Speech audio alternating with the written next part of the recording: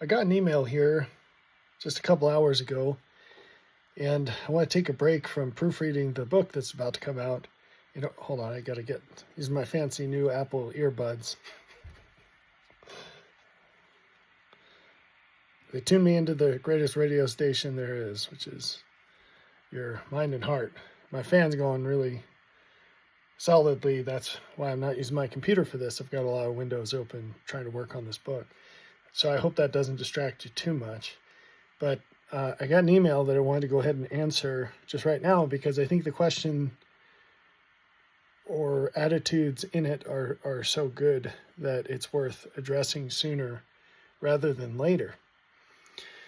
So a friend emailed me and forwarded me this video that she saw, and she had some questions about it. And so I went to play it, and during the watch period, I thought, wait a second, this is an hour long, and I was troubled in trying to pinpoint exactly what she was asking me about. It wasn't just a, what do you think about this? It was essentially, how do I parse out and test the things that are in this video? It was some person online that had some ideas about some things. And I responded back and I said, can you pare down your question? I'm not really sure what you're asking me. And so she responded by, and I'm just going to kind of jump around this email and paraphrase a bit, but she said, well, actually I feel like I have unlimited questions, not just about this video, but in general. And maybe the big question is, what is truth? How will I know it is truth? There are so many lies and deceptions and misdirections out there, and I tend to question everything. Maybe that's not good. She said, I know truth is a layering process for each of us, and that there are all these paths to come to understand more.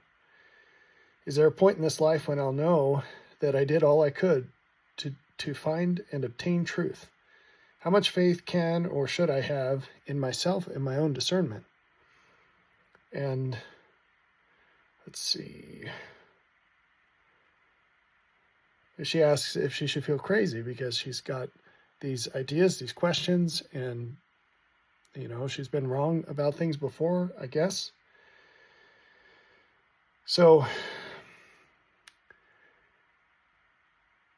these are such good questions. And let's start from the top with what is truth. You'll remember that this is a question that Pilate asked the Lord. And what's interesting about that is that the only answer to that question was standing right in front of him. The complete answer to that question, I should say. Now, Jesus was standing in front of Pilate when he asked that question. Our relationship with him, in some ways, and it varies from person to person, it's not even as good as that. It's not even as good as that. So the question is, if Pilate missed the boat, what hope do we have? Because is he physically standing before you at this moment? And there are so many people who say that they know something about him. They might even go so far as to say that they know him. Well, how can you tell? How do you differentiate? How do you measure the degree to which that might be true? And now that's with Jesus himself. He's the fulfillment of all truth, the source and fulfillment. But now we get into this idea of cascading hierarchies of truth. And what do I mean by that? Well, a lot could be said about it. And this is one reason why I'm answering this email, is that this gal very obviously understands that these are big questions and big problems. And guess what? Big problems need big solutions. It's amazing to think of how many problems are prevented from a solution simply because the people allegedly looking for one have set limits on how big they're willing to let the problem be in the solution. And so to give you just a quick example of this, let's say that I need to dig a hole and I have an idea of how deep it needs to be and how big it needs to be. But all I have is a shovel, and I start digging in that hole and it's rocky dirt, and I realize I only have like 2 hours to do this. If I leave that constraint in place, it could very well be the case that I cannot dig the hole that I need to dig. And problems are like this. Solutions exist on a list somewhere. And basically, if you don't, think of it like a vending machine, where everything in the vending machine is a solution. And if you don't have enough money to pay for the thing, you can't get it. You can only get it if someone else comes and pays the price and just leaves it in the slot for you, right? Maybe that's a good analogy. So in this case, this problem, the problem and the solution is huge. And it's actually going to take quite a bit of work to lay out the answer to this. But this is what I'm doing. This is exactly what I'm doing. And so getting back to the hierarchical aspect of this, knowledge about things, the truth as it pertains to some situation, person, place, idea, whatever, all of it leads us closer to God. And all of these things are woven together. So when you advance in one thing, you advance in everything to some degree. What we learn directly about Christ ties in indirectly to everything else. And what we learn about everything else ties in indirectly to what we know about Christ. These feed each other. They're not separated at all. All of this was designed to facilitate the macro, the major goal of knowing Christ better than we did before. Right? And so you can think of eternal life as an outcome, but I think it's actually much better to think of it as a process. And it's a process, going back to her question, is there ever going to be a point when I'll know I did all I could to find and obtain truth? Yes, and that point is every single moment. Because if you're on the path to eternal life, that will be true every single moment. You enter into the path when it becomes true the first time, or when it becomes true again after leaving the path. And you stay there as long as you're doing every reasonable thing to keep learning everything that you can. Is that overwhelming? Not if you know the tricks. The tricks are in the book I wrote called Joy on Purpose. If you know how to prioritize things by importance, then it becomes impossible to be overwhelmed. And this is part of doing all you can reasonably.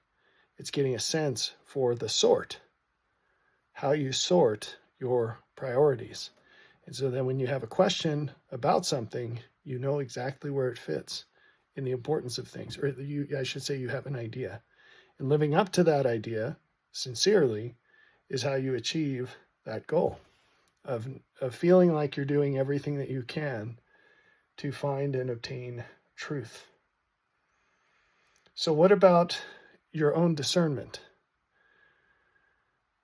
All of these ideas are enormous ideas, and I'm just barely touching on them. It's almost like if a guy's got a loaded gun and he doesn't pull it, but he just kind of peeks down and everybody looks and is like, oh yeah, he's got a gun holstered. This guy's packing heat. That's what I'm doing here. So the discernment grows, and obviously it's limited, but again, this is a process. It's a continuous thing in an ideal situation. That's the potential, is for it to be continuous. But what we understand to be true is always going to be limited by our discernment. But you can't sidestep that. There are ways you can maximize your perspectives and power given those limitations. If you want to know more about that, then I strongly suggest rewatching this video I made called The Ideal Mindset for Truth. And maybe the easiest way to get there, it's upwardthought.org/media/433. There's an index for each one of these things. And so the ID for this is 433. But the name of it, you can search for the name too, and you'll find it. It's called The Ideal Mindset for Truth. And in that video, you're going to see a bunch of things. One of them is this diagram, which I spent a lot of time on in the video. How long is this? This video is only about a half hour. But there was a video years before that. This is a little over a year old. There's another one I think is 4 years older than that. What's that one called? I have to pull it up here. I have the link. Oh, Learning to Discern. That's from June 2019. And so in these videos, I talk through this diagram, and I drop some bombs that people probably didn't notice. But there's a lot said about character qualities that are conducive to learning, and also what can be done by using other people to navigate those limitations. Now, not to repeat what's in those videos, but to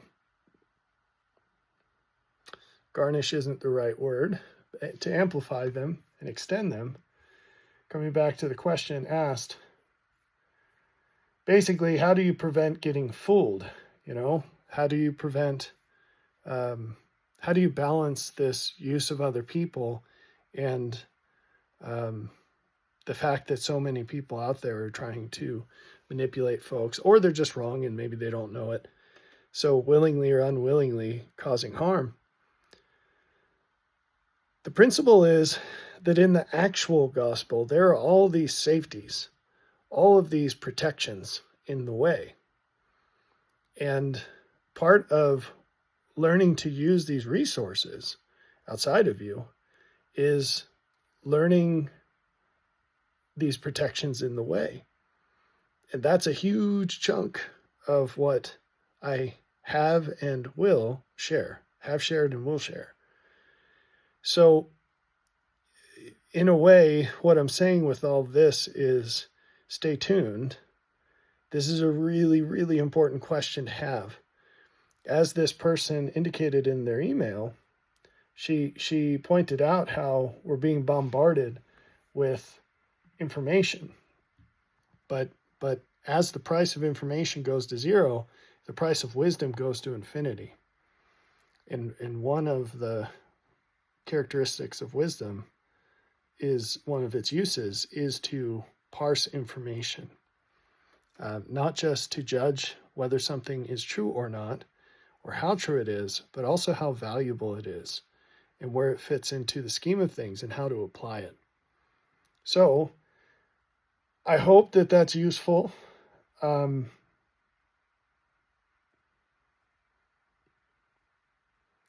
I don't want to leave you without something that you can use in the meantime.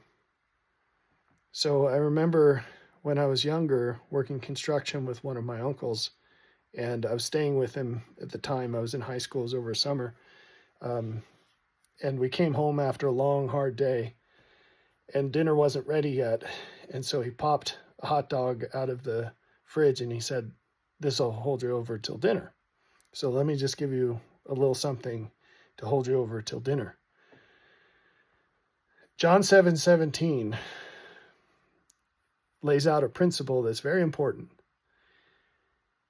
And the thing about truth is that it's very useful to think about truth in terms of not this absolute, but in terms of what seems good enough for now. And what do I mean by good enough? I mean, you can lean on it with the weight you have and it doesn't collapse. It's useful. It's effectual for its intended purpose.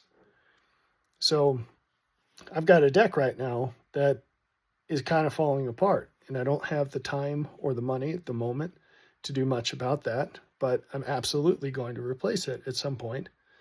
And I shouldn't say absolutely. It has a place on my priority list. At some point, I intend on replacing it. And I am confident that that will happen, but we'll see. But for now, it's got its purpose, and people can sit on it. It's fine. It's not going to self-destruct, but the boards are weak and the railings are falling off and whatever. So everything in life is like that to an extent. And you go through finding the things that are good enough. And then as you see their limits, you start to pay attention and look for something better. And sometimes the deck can fall apart and you can't use it anymore the second that happens. And we get in trouble when we pretend that there's still a deck there and there's no deck. Or when we know it's going to collapse the second someone stands on it and we send our kids out to play on it, right? But if it works for what it needs to do, for now, it's good enough. And we might have a growing idea of what might come next. But we can use what we've got so far. What we get in trouble on is when we try to skip a bunch of steps ahead, when we haven't covered the ground in between where we are and where we're going yet. Everything in the gospel is sequential, and it builds, but you can't skip steps. You got to go through the path that's ordained to get to a place. And so, in terms of the information that's out there, you can research anything these days. You could spend a whole lifetime becoming an expert on 80s pinball machines if you wanted to. Now, is that a good use of your time? You might be able to contrive a situation where it is, a scenario where it is. But in all likelihood, no. There are way more important things to worry about. And so a lot of people get hung up on things that are just really not relevant to their present life, or at least not as relevant as the things that they're trying to ignore. So what you should do is search your life to say, on a daily basis, what bothers me the most? Or what about me bothers other people the most?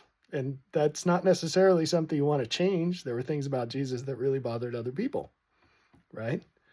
But think about the things that would have the greatest value for you to address, and then work on those. And if you're curious about something, there's no harm in spending a minute or two looking it up and whatever.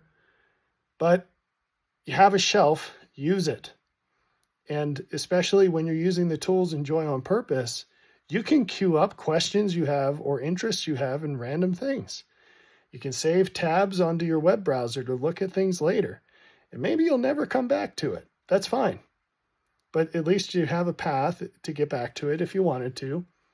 And that's an appropriate way to deal with these sorts of things. People typically get in trouble when they're looking for something to replace the thing that they know is more important, but they just really don't want to worry about right now. So that's my advice, is to not think that God expects us to know everything that you could ever look up on the internet. That's not the point. One day we will have that capability if we continue to walk with him, but that's not going to happen in this life. Our path to getting to that point consists in doing what we can to address the things that we see as the most important right now. And that you'll find, this is one of the protections, you'll find that the things that are most important are the ones that we have the greatest resources to take care of. Modulo some fine print. But I'm a dad. Maybe there's something about me being a father that I know that I need to work on. And if that's the case, that should probably be a way higher priority than, I don't know, understanding the intricacies of some scandal that happened in Indonesia 10 years ago or whatever. And this can serve as a filter, getting back to the efficacy question. The efficacy of something, it tends to be quite obvious. And where big claims are made, big reasons need to be given. And so if you've got some random person on the internet claiming that they have this valuable thing, well, where's the proof? Where's the reasoning, at a minimum, of where they're coming from? And is it adequate to take whatever the next step is in testing whatever the idea is? And that's a wonderful way to stay out of trouble as well. So it's step by step. There are protections in the way. Big claims require big evidence. And as we find people, I'm at 20 minutes. I'm going to dive into this real quick, okay? As we find people, let me take a half a step back. Talking about people who might have greater insights on something than we do. The old guard, this is just as Isaiah prophesied, and I'll speak more about this at length at some point. The old guard of societally trusted sources of information, that's done, and it's not coming back. It's done. COVID killed it, and it was on life support before then. So it's very clear that mainstream media, news, health officials, government officials, there is abundant information that they are absolutely willing to lie to advance whatever weird agendas they might have. And it's not in the best interest of people for them to do that. And we have plenty of evidence that this happens. And so the question is, what people have done is they've just thrown those away.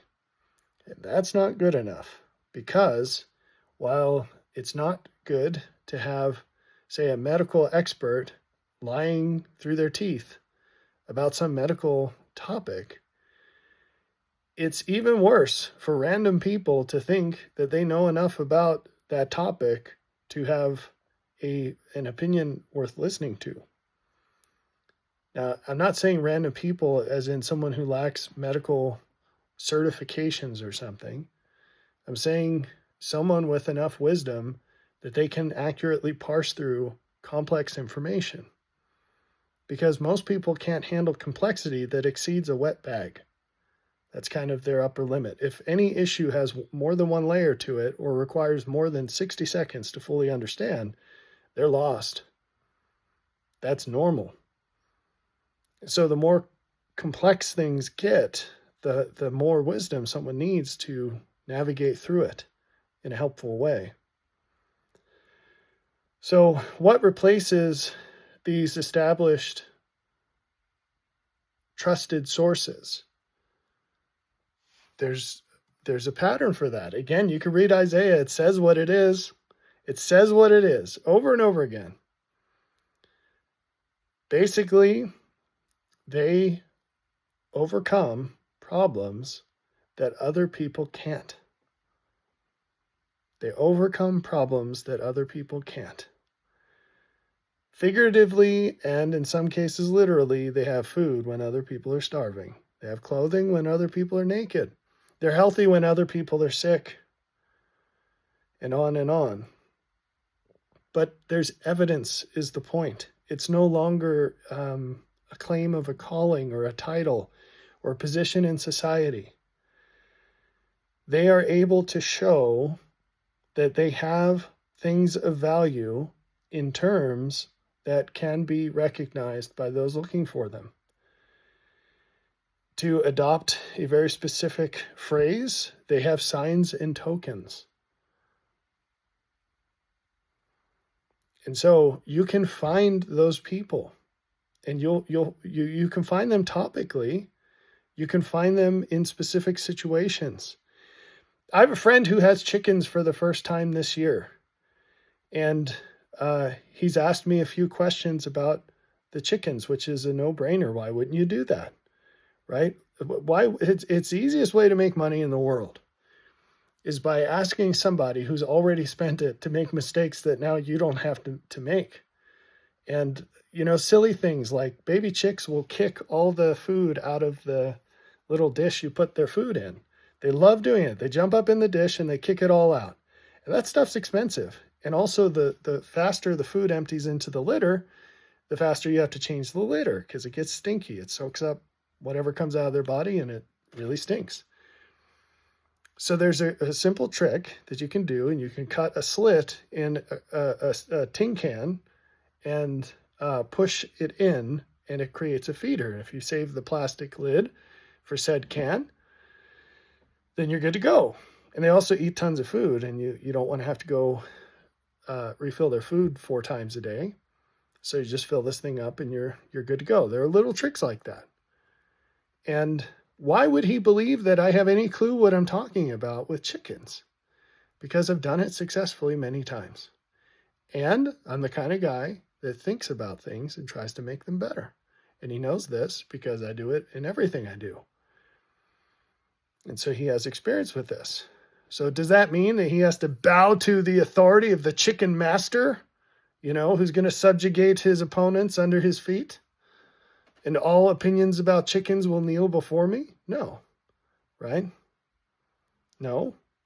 But if you've got half a brain, I can explain to you why, what problem this solves. And maybe in the moment you'll think of something better. And hopefully you'll have the consideration to share it with me. And then we'll both be sitting in chicken Shangri-La. But this is the way it works, right? This is the mountain of the Lord. Go find people who understand something better than you, as evidenced by the fruits of their life. And it flies in the face of how we do religion, for sure. Because who cares if you claim to be a priest, a prophet, a pope, whatever? Show me the money. What in your life is evidence that you have any clue about any of this more than I do? And if your claim to fame is you think you have a permission slip to do things that other people aren't allowed to do, I don't care. Show me what you have that's better than what I have. And explain to me why it's better. And then teach me how I can do it too. And it's the same way in life. And we don't do this in life because nothing is a meritocracy except for the kingdom of God. And anything that is a meritocracy really is the kingdom of God. And this is heresy across the board in any other place. Because no one wants to hear it, because they're all getting demoted, if that's true. Big time. You're the head of the whatever agency of whatever in the government, and what you're supposed to do, what your agency's supposed to do, it abysmally fails at, you should get fired. Put some random person in charge who can do a better job than you. And there are scriptures about this that people don't know about and they don't understand, but it is there. In black and white, it is there. So I hope that this is helpful, and there's much more to come on this, but hopefully it keeps you satisfied for the time being. Well, not satisfied, because that's not good, but it gives you something to work on in the meantime. And that's the key, is to keep people hacking away at finding and getting into the way of life as all of these things are revealed.